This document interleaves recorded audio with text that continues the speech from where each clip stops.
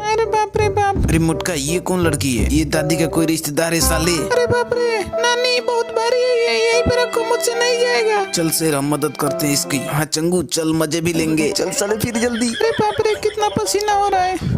क्या हुआ बेटा चंगू? अरे दादी माँ, इसकी शादी हो गई है? नहीं हुआ है बेटा। अरे चलो तो काम बन जाएगा। दादी माँ, आप लोग परेशान क्यों हो रहे हो? हम लोग है ना, दो इसको उठा कर लेकर चलते हैं। जाओ बेटा चंगू।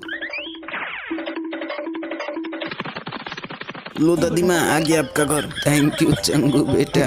कोई बात नहीं दादी, रुको मैं भी खाने के लिए लाता हूँ। दादी मैं भी लेके आ रहा हूँ, मैं भी ला रहा हूँ। अरे रुक जाओ बेटा। बेटा कल 9 बजे पार्ट 2 आएगा, देखने के लिए सब्सक्राइब कर लो।